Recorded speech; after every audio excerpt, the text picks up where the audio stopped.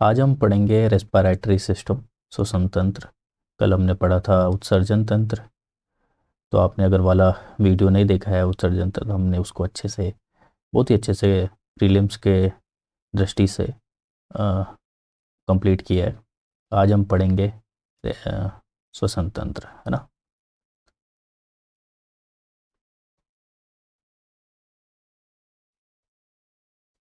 वो छोटा सा है श्वसन तंत्र, उसमें ज़्यादा कुछ है नहीं। जैसे प्रीलिम्स में जो क्वेश्चन आते हैं, जैसे कि कीट में कीट में श्वसन कौन सा अंग है जो शोषण करता है, झींगा या फिर क्रैब में, यानी केकड़ा में कौन सा अंग है जो श्वसन कर रहा है। उसके बाद मछली का तो आपको पता ही है, मछली में कौन सा अंग है जो श्वसन कर रहा है। तो कीट में होता है, देखो कीट में क्या होता था वहाँ पे, मेलपीगियन नलिका किस में होती थी, उत्सर्जन करने में। तो लेकिन रेस्पिरेटरी में कौन सा अंग है उनका, उनका अंग है ट्रैकी। क्या है? ट्रैकी। देखो कीट को उल्टा करेंगे तो ट्रैकी जैसा कुछ बनता है, ऐसी कुछ ट्रिक बना सकते हैं उसमें। झींगा और केकड़ा, आपको झींगा को आपने देखा होगा कभी, तो उसका शेप होता है ना, वो ऐसे होता है, ऐसे कर इसी टाइप का होता है क्या, अगर आपने देखा होगा। ये फोल्डेड होता है ना, फोल्डेड। इसीलिए इसका जो श्वसन तंत्र है वो है बुक लंग्स। क्या होता है? Book lungs. ठीक है। और मछली का तो आपको पता है, गिल्स। ठीक है, गिल्स। आज हम पढ़ेंगे मानव का श्वसन तंत्र। मानव का श्वसन तंत्र में दो चीज़ें हैं। पहला तो श्वसनांग, श्वसनांग। उसके बाद है श्वसन पथ, है ना, श्वसन करने का पथ, श्वसन पथ रास्ता क्या है। ठीक है। श्वसनांग में पता है आपको, फेफड़े। तो मानव का श्वसनांग क्या है, फेफड़े। पथ क्या है, श्वसन पथ अभी देखते हैं। जैसे एक डायग्राम बना ले, रफ।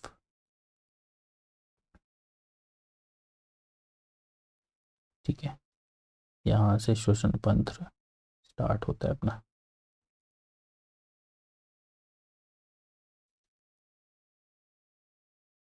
ठीक, थोड़ा सा समझ में आ रहा होगा आपको। ये एक नली है, श्वसन नली और पाचन नली दोनों अलग नली, ये श्वसन नली है। ठीक है, इसमें इस तरीके से फोल्डेड होती है इसे। ठीक है,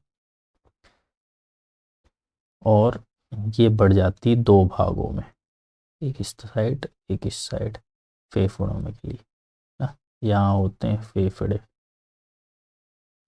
ठीक, और यहाँ जाने के बाद ये और छोटे छोटे रूपों में बढ़ जाती, इस तरीके से, तरीके का शेप हो जाता है इसका, मशरूम्स टाइप का शेप। ठीक है, तो अपन शुरू से देख लेते हैं। यहाँ पे होते हैं फेरिंग,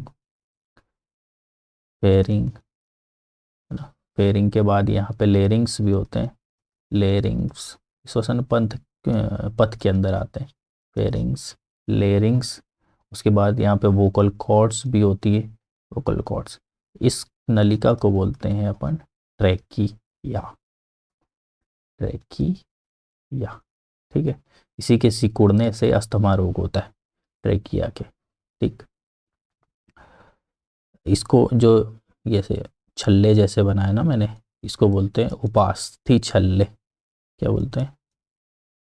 उपास्थि छल्ले, उपास्थि में छल्ले। ठीक, अब जो यहाँ पे ये ट्रैकिया दो भागों में बढ़ गई है, बहुत, इसको बोलते हैं ब्रोंकाई। क्या बोलते हैं? ब्रोंकाई, ब्रोंकाई, और यहाँ पे एल्वोलॉय, एल्वोयोलॉय, एल्वोलॉय। ठीक है, यहीं से CO2 और O2 का एक्सचेंज होता है। CO2 यहाँ जाती है, O2 यहाँ आती, ठीक है, O2 और यहाँ CO2, एल्वोलाई से। ठीक, तो क्या है, फेरिंग्स, लैरिंग्स, ट्रैकिया, ब्रोंकाई और एल्वोलॉय। ठीक है, ये और भी यहाँ पे बहुत सारी होती है, गोल्थिस होता है, फिर वो अपने लिए ज़रूरी नहीं है, मेन है फेरिंग्स, लैरिंग्स, ट्रैकिया, ब्रोंकाई और एल्वोलॉय। ठीक है, अब यहाँ पर पढ़ते हैं एक टाइडल आयतन। टाइडल आयतन बहुत ज़रूरी है, टाइडल आयतन, आयतन मतलब वॉल्यूम ना, किसका वॉल्यूम है, जो अपन श्वासोच्छ्वास करते हैं, सांस लेते हैं छोड़ते हैं, उसमें कितना आयतन हम सांस लेते हैं कितना छोड़ते हैं, ये होता है सामान्यतः 500 ml। याद रखिए क्या, टाइडल आयतन कितना होता है, 500 ml। ठीक, उसके बाद होता है, इसको नियंत्रित कौन करता है आपको पता होगा, हमारे श्वसन को नियंत्रित कौन करता है, मस्तिष्क का कौन सा भाग होता है जो नियंत्रित करता है, पता है आपको, मेड्यूला, याद आ गया होगा, मेड्यूला ऑब्लंगेटा।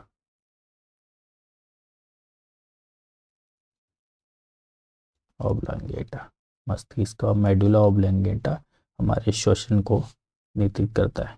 ठीक है, रक्तचाप को भी मेंटेन वही करता है, जो हमारे बिना सोचे समझे वाले किए जाने वाले कार्य है ना, उनको यही नियंत्रित करता है, मेडुला ऑब्लंगेटा।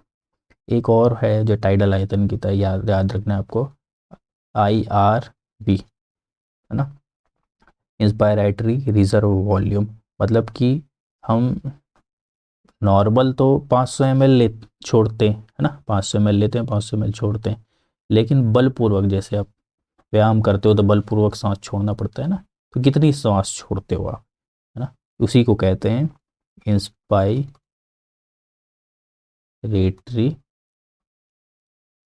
Reserve volume. ठीक है, ये कितना होता है, ये होता है 3000 ml, 3000 ml।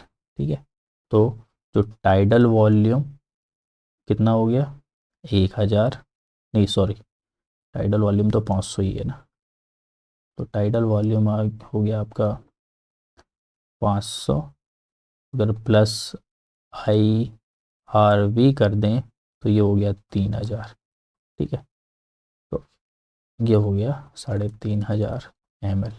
इसके बाद एक और आता है, जैसे ये इंस्पायरेटरी रिजर्व वॉल्यूम हो गया ना, वैसे ही एक्सपायरेटरी रिजर्व वॉल्यूम होता है, ERV, यानी बलपूर्वक श्वास छोड़ना, ये बलपूर्वक श्वास लेना है और बलपूर्वक श्वास छोड़ना है, सॉरी ये मैंने छोड़ना बताया था सर को, तो ये बलपूर्वक श्वास लेना है, मतलब सांस लेना, कितनी आप सांस ले सकते हैं, ऐसे करके सांस लेते ना आप, वैसी लेना। ठीक है, और ये बलपूर्वक छोड़ना, बलपूर्वक है, ध्यान करिए ना, तो कितना है बलपूर्वक सांस छोड़ना, 1100, 1100 से 1200 हो सकता है, 1200 ml। ठीक है, जिसके फेफड़े थोड़े ज़्यादा मजबूत हैं वो 1200 तक ले लेते हैं। ठीक है, हम्म, उसके बाद एक ईवी होता है, ईवी, ईवी क्या होता है, EV sorry RV, RV residual volume, मतलब बचा हुआ, बलपूर्वक सांस छोड़ने के बाद भी हमारे पास कुछ वॉल्यूम में हवा बच जाती है, उसको बोलते हैं रेसिडुअल वॉल्यूम, वो होता है 1200 ml। ठीक है, वो तो 1200। ठीक है, तो जैविक क्षमता किसी कितनी होती है श्वास छोड़ने की एक व्यक्ति की? देखो, पहले उसने 500 लिया, किसके रूप में? टाइडल वॉल्यूम, उसको छोड़ेगा। उसके बाद उसने बलपूर्वक लिया 3000 ml IRV, उसको छोड़ेगा। उसके बाद उसने ERV, ERV जो बलपूर्वक छोड़ सकता है, कितना था? 1100 ले लेते हैं, 1100। तो ये कितना हो गया?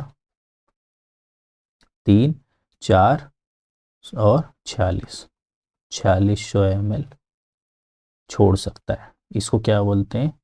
Vital capacity, vital capacity. ठीक है, एक आदमी इतनी श्वास छोड़ सकता है। और लेकिन टोटल वाइटल कैपेसिटी कितनी हो गई उसकी, है ना? टोटल लंग्स कैपेसिटी भी बोलते हैं इसको, टोटल लंग्स कैपेसिटी कितनी है? टोटल लंग्स कैपेसिटी उसकी 4600 जो वो छोड़ सकता है, और रेसिडुअल वॉल्यूम को जोड़ दें जो 1200 रहती है बची कुची, सब कुछ छोड़ने के बाद भी, है ना, उसको वो छोड़ नहीं सकता। होती है लगभग, टोटल मिला दें तो 5800 ml, 5800 ml लगभग 6000 ml कर सकते हैं। तो 6000 आए या 5800 आए, आप कुछ भी लगा सकते हैं। इट क्या है? Total lungs capacity. ठीक है, टोटल लंग्स कैपेसिटी कितनी है? 6000 ml। ठीक, अब इसमें दो बहुत इंपॉर्टेंट चीज़ें हैं। एक होता है हेड हेल्डेन प्रभाव और एक बोर प्रभाव। जैसे मैंने आपको बताया था, ये एलुलाई है ना, एलुलाई से ये हमारी श्वास नली, श्वास नली बोलता हूँ, धमनिका ऐसे गई। यहाँ से क्या आएगा? ऑक्सीजन आता है, यहाँ से CO2 जाता है लंग्स में। ठीक है, तो जब CO2 ब्लड को छोड़ के कहाँ लंग्स में जाता है, उसको बोलते हैं हेल्डेन प्रभाव, प्रभाव, हेल्डेन प्रभाव। CO2 कहाँ गया? ब्लड को छोड़ा, ब्लड को छोड़ के CO2 जा रहा है, उसको बोलते हैं हेल्डेन प्रभाव। ठीक, अब ये O2 को लेके चली गई, O2 को लेके किसी ऑर्गन को दी, मान लो लीवर को दी, लीवर को देने जा रही है ऑक्सीजन। तो ऑक्सीजन जब यहाँ से उड़ के ब्लड को छोड़ के ऑर्गन में जाएगा, तो उसको क्या बोलते हैं? बोर प्रभाव। ऑक्सीजन जब छोड़ रहा है ब्लड को तो बोर प्रभाव, CO2 जब ब्लड को छोड़ रहा है तो हेल्डेन प्रभाव। ये दोनों प्रभाव पूछता है अक्सर ना, ये याद रखना है आपको। ठीक है, इसके बाद हम रोग देख लेते हैं, है ना। अस्थमा ट्रैकिया के संकुचन से, मैंने आपको बताया था, यहाँ पे ट्रैकिया है ना, ये ट्रैकिया, ये जब सिकुड़ जाता है, पास में आ जाता है, तो अस्थमा कौन सा रोग होता है? इसी को बोलते हैं अस्थमा। ठीक है, ट्रैकिया के संकुचन से। उसके बाद होता है धूम्रपान जो ज़्यादा करते हैं, है ना। धूम्रपान करने से कौन सा रोग होता है? एम्फियाइसिका, है ना। एलोलाई जो, ये जो एलोलाई है ना, ये जालस, इसका शेप कैसा है? इसका शेप ऐसा है, जैसे ऐसा ऐसा फोल्डेड, है ना। जब ज़्यादा धूम्रपान करते हैं उन लोग, उसका शेप ऐसा सर्कुलर हो जाता है, फोल्डेड नहीं होता। ठीक है, उसको बोलते हैं एम्फियाइसिका। क्या बोलते हैं? एम्फियाई,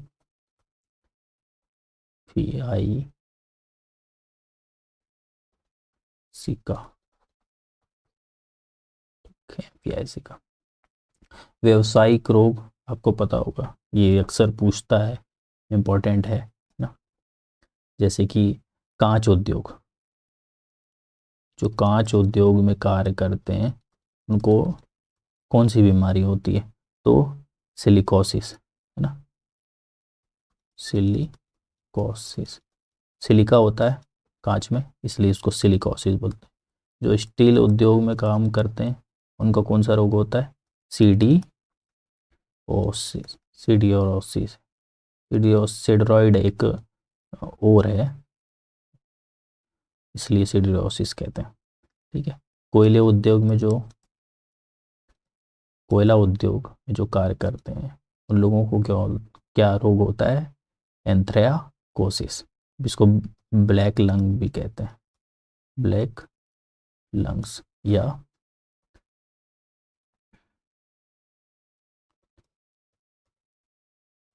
एंथ्राकोसिस। ठीक है। जो शक्कर उद्योग में कार्य करते, चीनी उद्योग, सॉरी चीनी कह देते हैं इसको, चीनी उद्योग में जो कार्य करते हैं उसको होते हैं बगासोसिस। ठीक है। और खेती करने से कौन सा रोग होता है? खेती करने से उसको बोलते हैं न्यूमोकोसिस, न्यूमोकोसिस,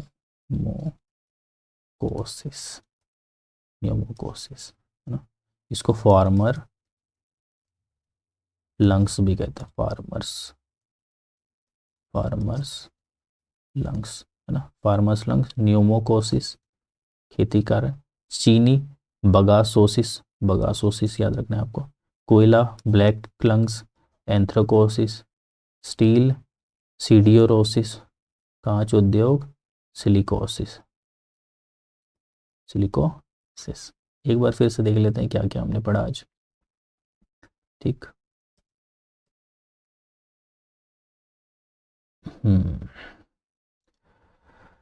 कीट, कीट में कौन सा ऑर्गन होता है? ट्रैकी, रेस्पिरेटरी के लिए।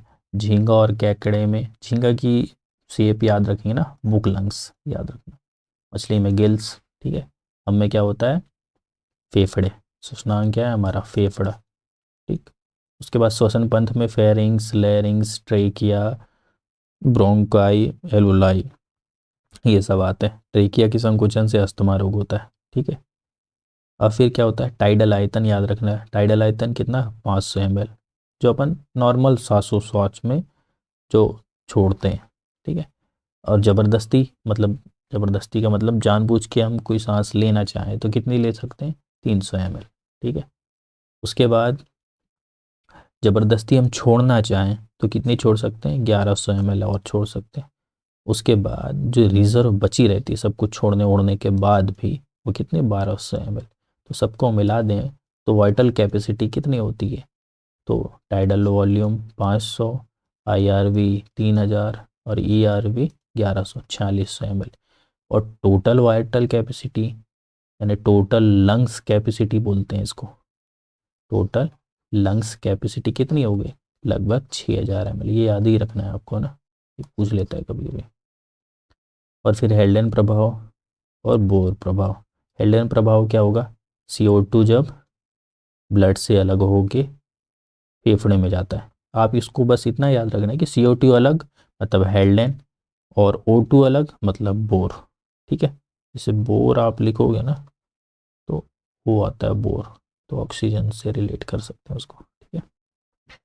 कांच उद्योग में सिलिकोसिस याद रहेगा, स्टील में सिडियोरोसिस, कोयला में ब्लैक लंग्स एंथ्रेकोसोसिस, चीनी उद्योग में बगासोसिस, खेती में न्यूमोकोसिस फार्मर लंग्स। ठीक है। तो श्वसन तंत्र इतना ही था, इसके बाद कोई दूसरा तंत्र हम शुरू करेंगे। ठीक है। Thank you.